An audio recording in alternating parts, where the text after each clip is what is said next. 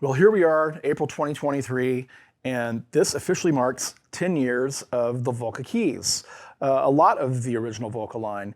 And so let's take another look at this because this is a really cool box and it still exists and it's still available. Stick around.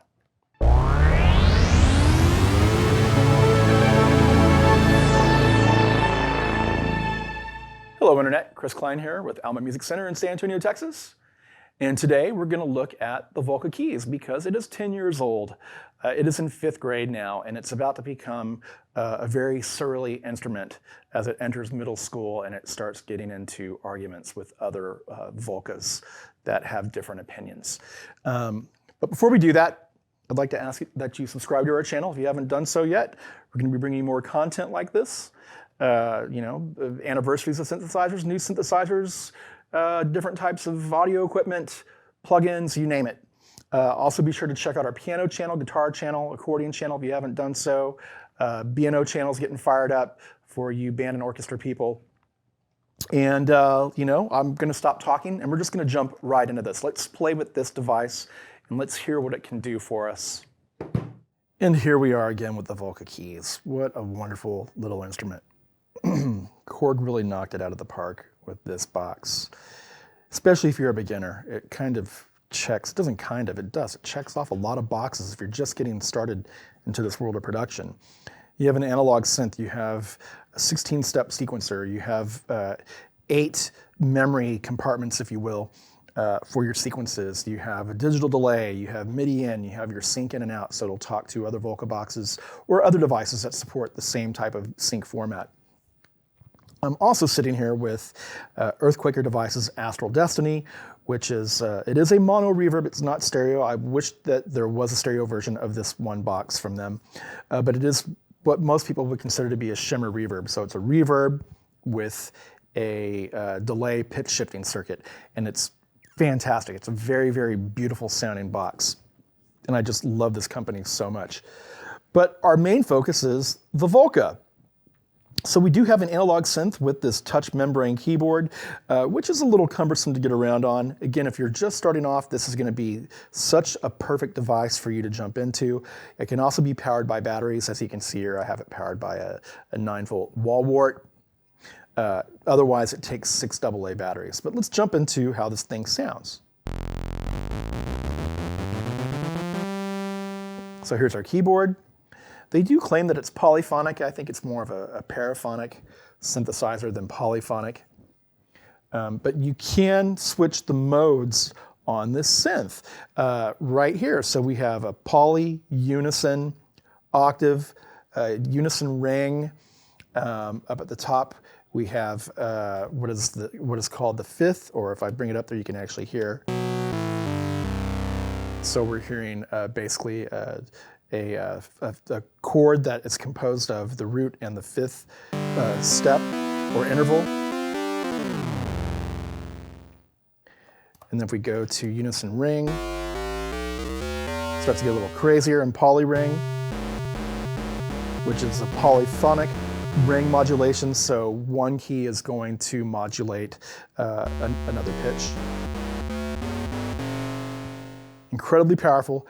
Sounds really, really good too, and it's going to sound even better if you run it through, if you have a tube preamp of some kind, or maybe some sort of, if you are a recording engineer and you have the bug and you're just starting to get into synths, but you have a bunch of really great preamplifiers, plugging this into a 1073 Neve or a clone of some kind, or maybe an API, or maybe you have a Universal Audio 610 tube pre or a Summit or any number of other manufacturers out there. You can change the color of the synth really fast just by the type of pre that you plug it into.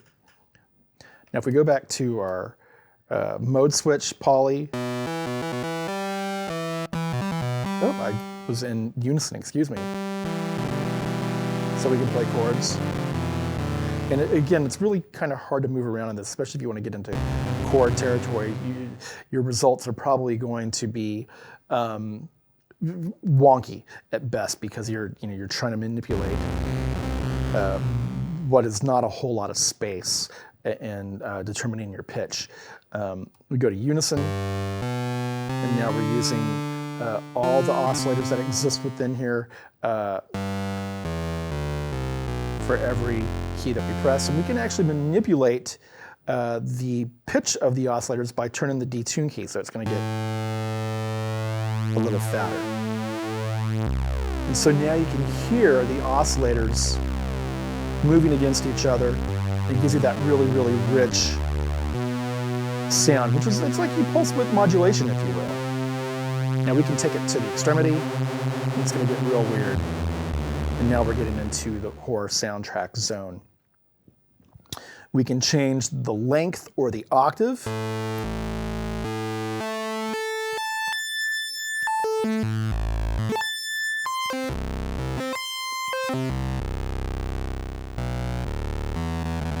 And as you can hear, it's a very, very rich sound.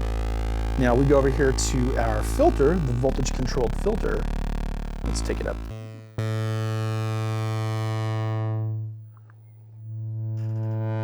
It's a low pass. We bring up our resonance.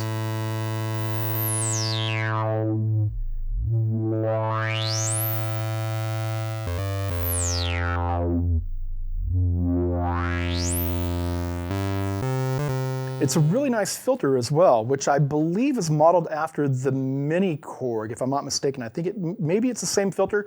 I can't remember, don't quote me on that.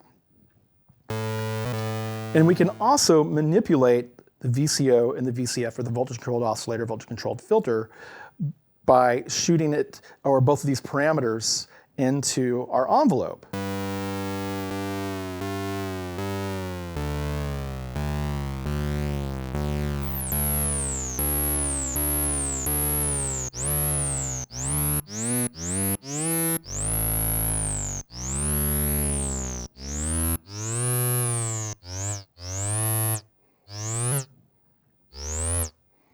And with our envelope generator, as you can see here, we have attack, decay, and release are tied together, and sustain.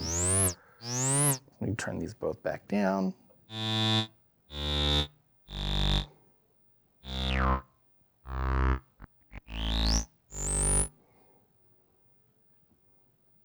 So a very, very powerful device.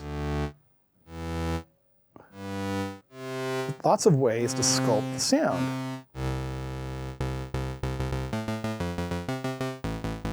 But not only that, we have our delay circuit. So let's go ahead and turn up the feedback so we can hear it.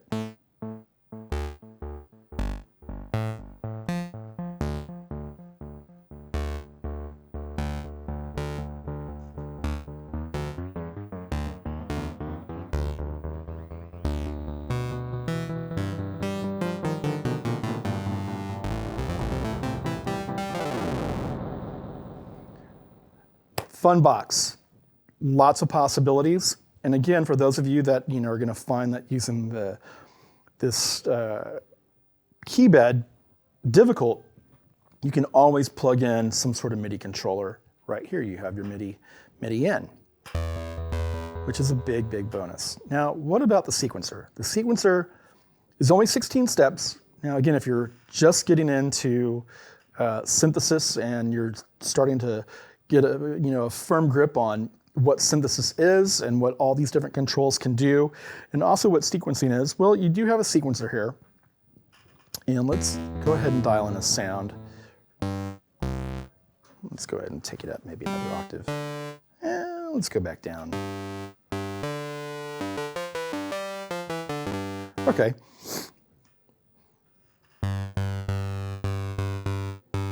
So let's make sure that the sequencer is clear. And it is. To clear it out, I just hold down function and then clear all.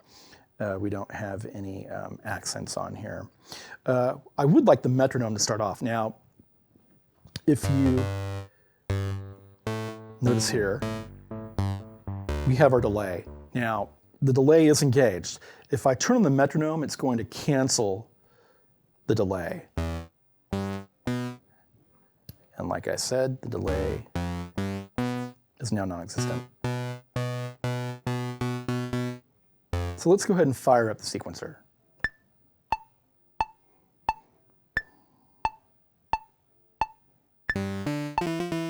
And let's try that again. It's as you can see, it can be difficult to manipulate these keys. So let's try it again.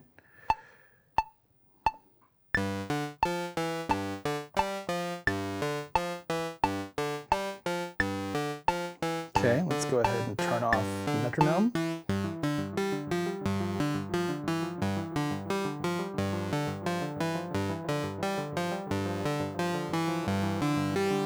Mess with the envelope a little bit. More decay and release.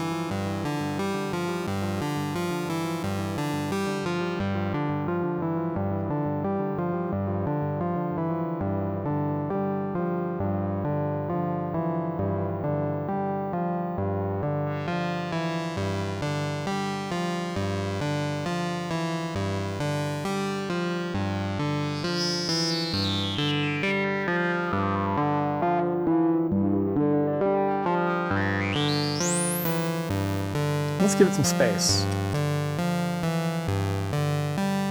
And we'll just start off with the standard reverb on here. It's a pretty big reverb, kind of cavernous.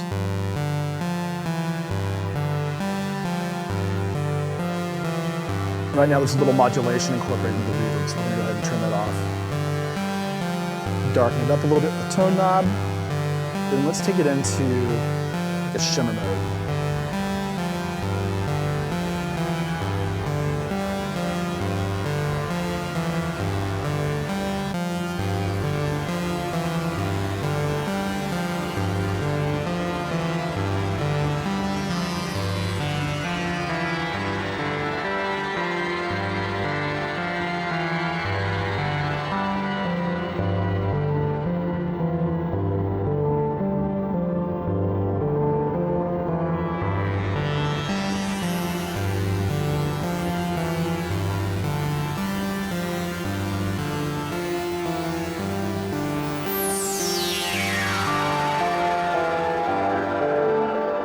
It's fun to feed a lot of resonance into this reverb.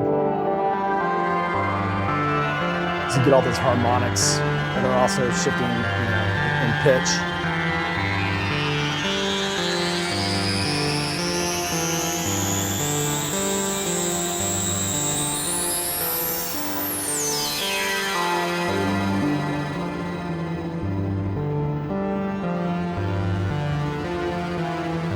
So I just detuned our VCO, our oscillator here a little bit more. It is in unison mode. I'm sorry, unison mode.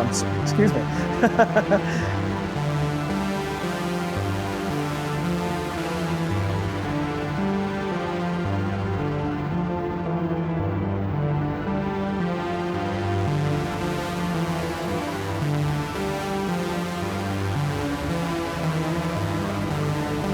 So now we're going to detune the pitch with the LFO.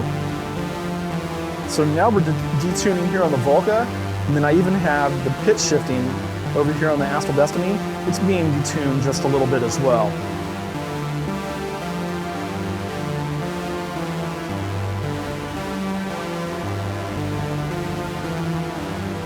And we can change the shape of the LFO over here as well on the Volca. You have saw, triangle, and square, and then triggered sync as well. For those of you that are interested in that, you can look it up.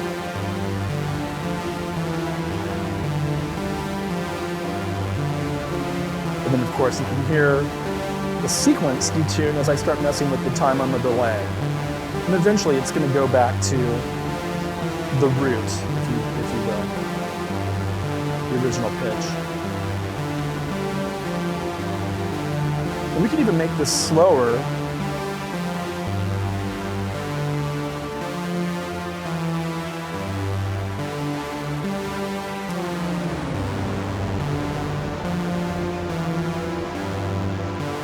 And we'll stretch it back up.